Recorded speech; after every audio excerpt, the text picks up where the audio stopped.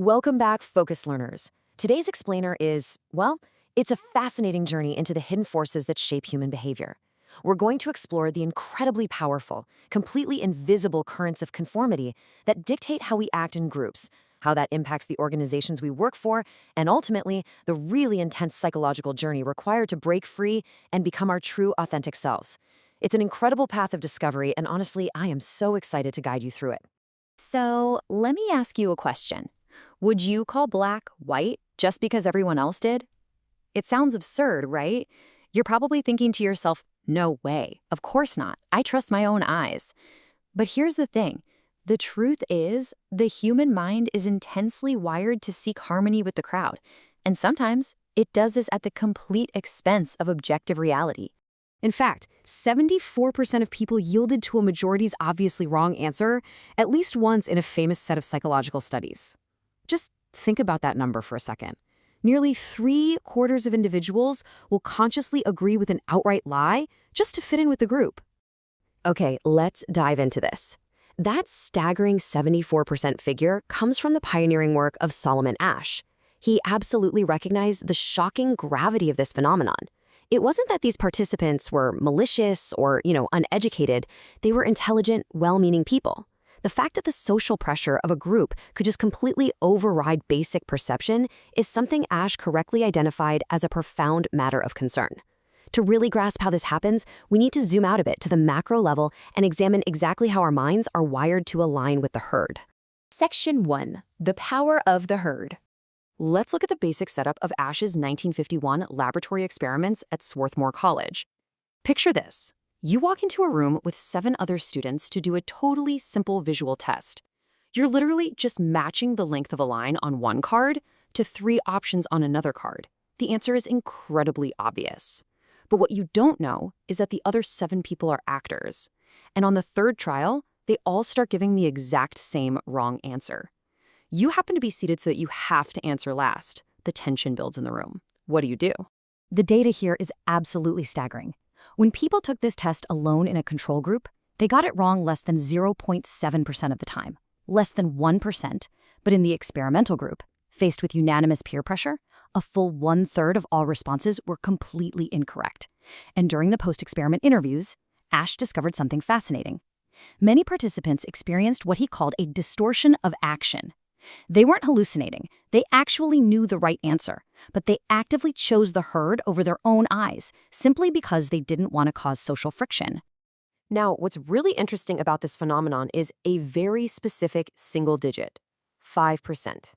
Asch found that if he introduced just one true partner, meaning either a real participant or an actor who was instructed to give the correct answer, conformity plummeted from 33% all the way down to just 5%. The presence of a single dissenting voice, literally just one person willing to state the truth, was enough to break the spell of the herd and empower the participant to trust their own judgment. Section 2. The groupthink trap. But what happens when these conforming minds leave the safety of a university lab and enter the real workplace? Well, this brings us to the very real danger of the collective, which was famously defined by psychologist Irving Janis as groupthink. Groupthink is super insidious because it often actually comes from a positive place, the desire for cohesion and harmony. But when the drive for unanimity overrides a realistic appraisal of the situation, we see a deterioration of mental efficiency and moral judgment. People just stop asking questions, nonconformists are brought into line, and groups fall under this dangerous spell of impunity, leading to some truly disastrous, high-risk business decisions. To combat this, we have to understand the absolutely critical difference between a group and a team, as defined by the research of Dr. Meredith Belbin. See, a group is medium to large. It favors solo leadership, and it breeds convergence conformism, which basically means everyone starts acting and thinking the exact same way.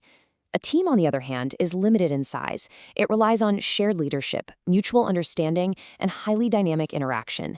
Simply put, teams promote diversity of thought. Groups promote uniformity. Section 3. The antidote to uniformity. So, how do we structurally defeat this drive toward conformity in our own organizations? Well, according to Dr. Belbin, the defense against groupthink starts with size. The ideal team size is exactly 4. Why 4? Because an even number ensures that no single person has a casting vote. It essentially forces the team into productive friction. To actually make a decision, they can't just passively agree with each other. They have to debate, argue both sides, and actively work to achieve a true consensus. And this brilliantly illustrates why diversity matters. By plotting out individual behavioral styles using tools like Belbin's team role circle, we can easily spot dangerous homogeneity. Think about it. If everyone on your team falls into the exact same behavioral category, you are severely lacking the diversity required to challenge the status quo. You absolutely need distinct working styles representing completely different approaches to a single problem. Within those behavioral styles, the thinking roles are your very best defense against groupthink.